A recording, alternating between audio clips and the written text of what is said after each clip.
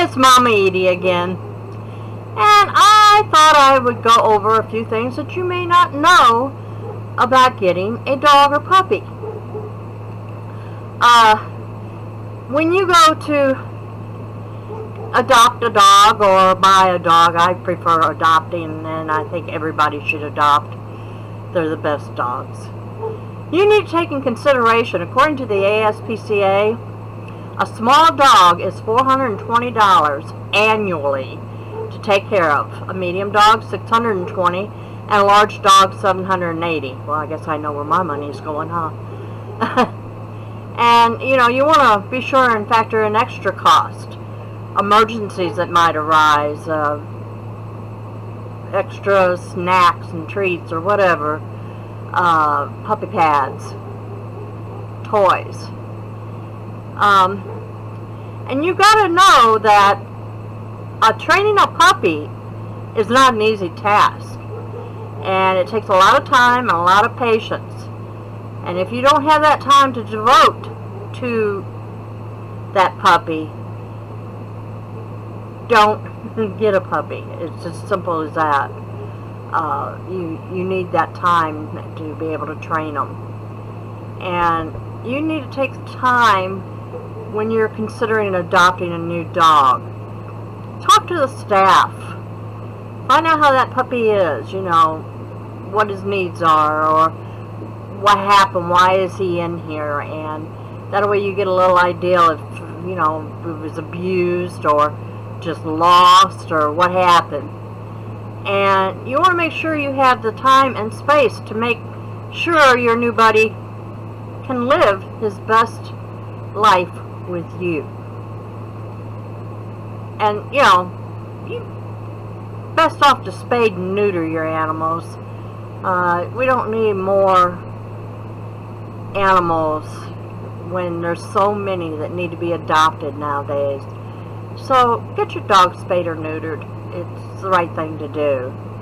I don't know why my face always itches when I do this. Before you even bring your dog home, make sure you have all the necessary supplies, such as dog food, dog treats, bowls, toys, training crate, training pads if it's a puppy. You might even want to get some pads. Even if it's an older dog, it may not know exactly what to do yet, or how to let you know, or maybe you don't know how to read the dog, and he might use the pad rather than just going anywhere. So that's a thought too. Something they didn't mention is a Kong. It's a good entertainment. Now, I don't know how many people know what a Kong is, but this is a Kong. It's hard rubber. It has holes on both ends. Now, what you do with a Kong, like if you're going to be gone all day and your puppy's going to be bored or maybe have a little stress or whatever, put some kind of treat in here, like peanut butter. Peanut butter is a really good one because they can't get, it's slow and going. And then put a couple treats in there so that they have to dig the treats out and then get to the peanut butter. It keeps them entertained for quite a little while, and then when they're done, they still have a toy to chew on. And I mean, it would take a big dog to destroy this. I've had several big dogs that have played with this, and it's still in good shape, as you can see. There's no chew marks or anything. And it is the Kong brand. Now, they have cheaper brands, but I advise to get the Kong brand because they seem to last longer. I've bought others, and they're nowhere to be found. They've been chewed up, tore up, so you might want to think about that. Oops, there it went. You want to make sure also that you get a proper fitting collar. And there are many different kinds of leads you can get for walking, including head halters, and harnesses. The best choice depends on each specific dog and his needs. But it also your needs, whatever helps you with training. So you want to get that right after you get the puppy and fit it to it. And you'll be getting several, if you get a puppy, you'll be getting several different collars before it's full grown. So keep that in mind. If you really are in an area where dogs are stolen or get lost, or you don't have a way of keeping it safe, like a fenced-in yard or something, you might want to microchip it.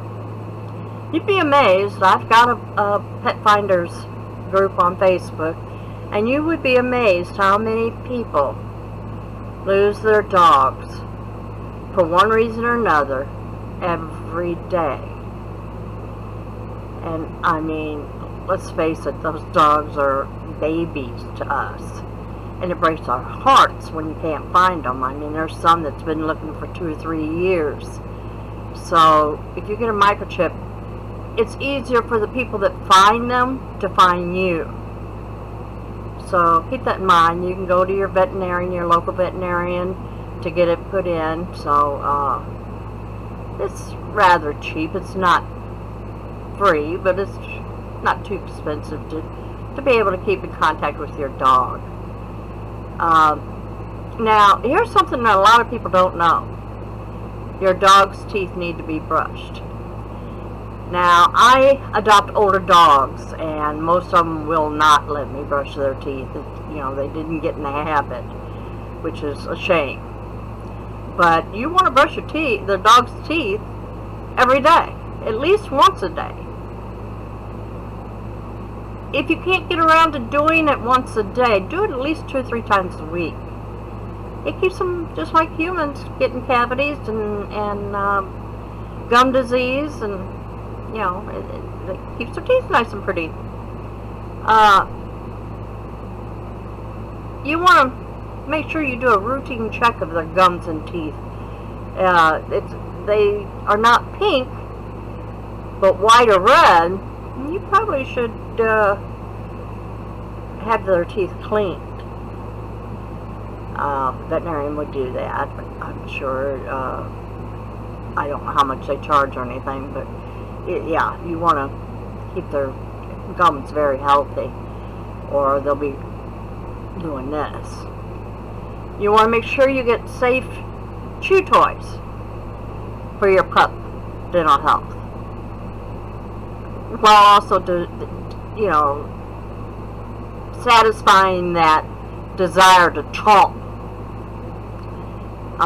Something else that I find here in my home is I take water bottles or soda bottles, and I put water in it and freeze them and let the dog chew on that.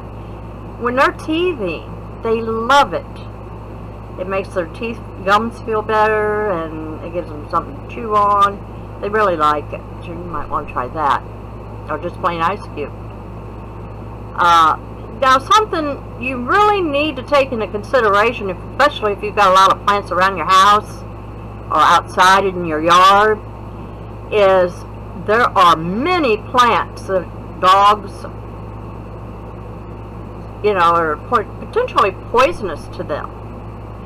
So you want to look that up on the internet and see what kind of plants you can plant, or, consider trying to figure out how to keep the dog away from your plants so that they don't chew on a leaf.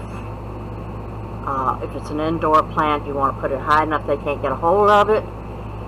Just be forewarned that there are a lot of plants that they can't have to chew on, and it could kill them. They are also insecticides and mulch that can be very harmful to the dogs.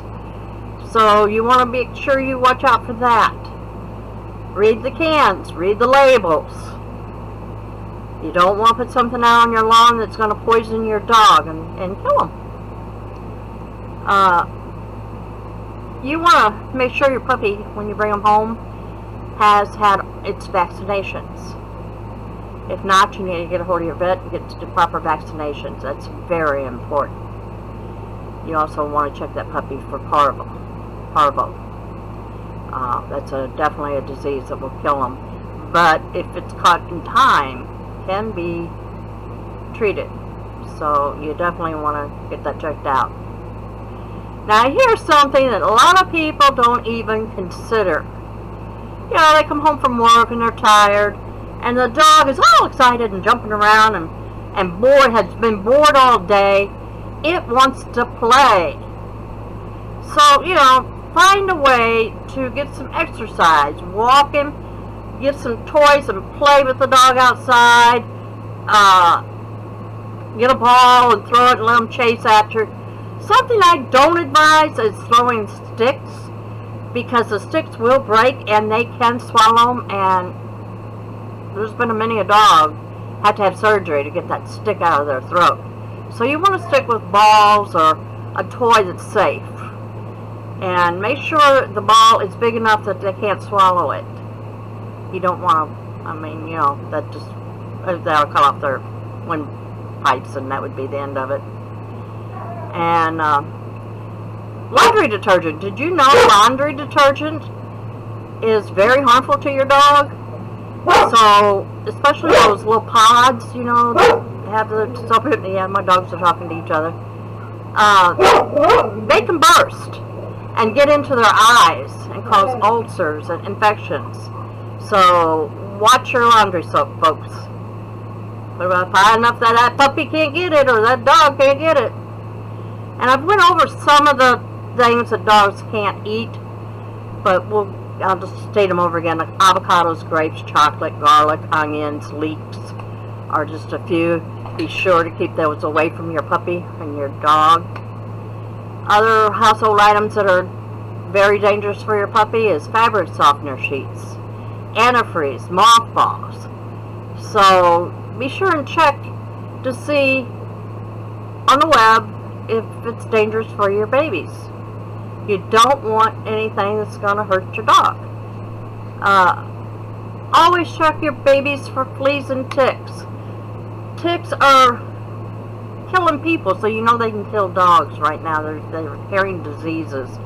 So you want to be sure and get the proper tool or a pair of tweezers to pick that tick off, to make sure you get that whole tick.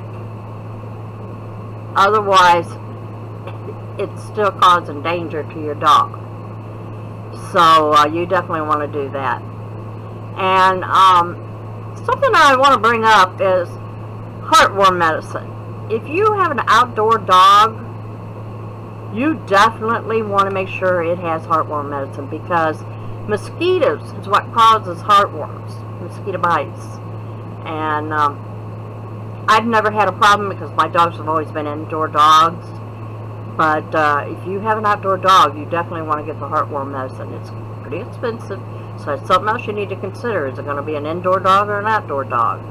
How much time is it going to spend outside? If it's going to spend, like while you're at work outside, that's a long time. That's 8 hours, 9 hours. So you definitely want to check in on heartworm medicine. And, you know, start training your puppy as soon as you get it. Don't wait a week or two or whenever. Train it to sit. Train it just to use the puppy pads. Or, you know, train it to go outside. Just obedience. No, yes. Come. Those little things will make your life and theirs a lot easier. Just continuously keep telling them and they will get the hang of it. Well, I'm going to stop there, and I will continue this tomorrow. There is quite a little bit that you need to know about what to do when you adopt a dog. So stay tuned and be sure to subscribe. And like if you like the video. And have a good day, and I love my fur babies. Bye-bye.